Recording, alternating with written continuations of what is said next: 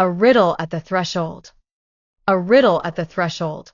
The Blackwood Manor stood on the edge of Oakhaven, a skeletal silhouette against the bruised, twilight sky. For decades, it had been a whispered curse, a local legend spun from cobwebs and dread. Locals spoke of flickering lights, disembodied whispers, and a chilling aura that clung to the property like a shroud.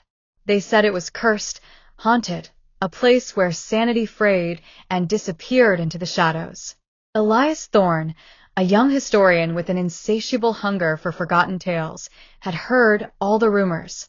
He'd meticulously researched the manor's past, tracing its lineage back to a wealthy, eccentric family who had vanished without a trace in the early 1900s.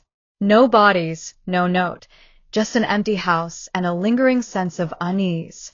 Tonight, Elias intended to either debunk the myths or confirm Oakhaven's darkest fears.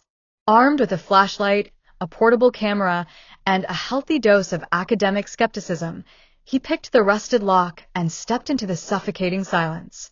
The air inside was thick, cold, and smelled of decay and forgotten memories. Dust motes danced in the anemic beam of his flashlight as he moved through the grand foyer.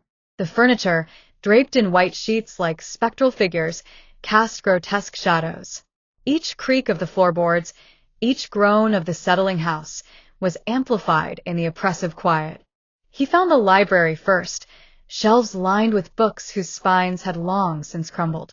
A faint scent of old paper and something else, something metallic and sharp, hung in the air. Upstairs, the silence was even more profound. The bedrooms, though equally abandoned, held a strange stillness, as if waiting. Elias felt an almost palpable pressure, not of fear, but of immense, unspoken history. He set up his camera in the master bedroom, aiming it at the ornate, four-poster bed. He planned to spend the night here, documenting any anomalies. Hours crawled by. The wind outside howled, mimicking distant wails. Branches scraped against the windows like skeletal fingers. Elias's initial skepticism began to waver, replaced by a growing sense of unease. Then, just before midnight, a faint, rhythmic thump-thump-thump echoed from the floorboards beneath him. Not a settling sound, but something deliberate. His heart pounded. He grabbed his flashlight, the beam trembling slightly, and descended to the first floor. The sound was coming from the kitchen, a room he had only briefly glanced into earlier. As he pushed open the swing door, the thump-thump-thump grew louder, more distinct. It was coming from the floor, specifically from a section near the old cast-iron stove. He knelt, shining his light. The floorboards there were newer, distinct from the ancient, warped wood surrounding them. He ran his hand over the surface, feeling a subtle unevenness. Driven by a morbid curiosity, he found a loose board and pried it up. Beneath, there wasn't a hidden compartment, or a grave, or anything supernatural. Instead, there was a small, meticulously crafted wooden box. It was plain, unadorned, but heavy. As he lifted it out, the rhythmic thump-thump-thump stopped. It had been the sound of the loose floorboard, disturbed by something within. With trembling hands, Elias opened the box. Inside, nestled on a bed of faded velvet, was not gold or jewels, nor a diary of confessions. It was a single, perfectly preserved human heart, suspended in a strange, amber-colored fluid.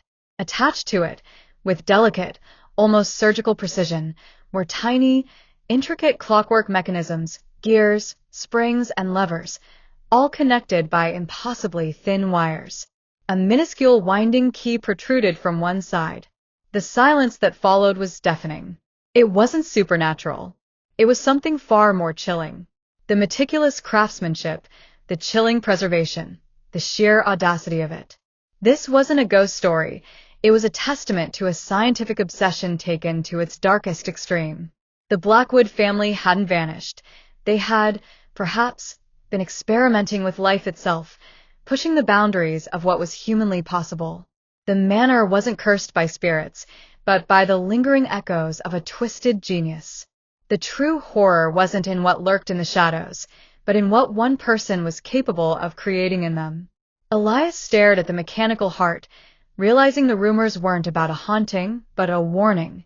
A warning about the ambition that had once beat within these walls, still ticking silently beneath the surface. What do you think of Elias's discovery?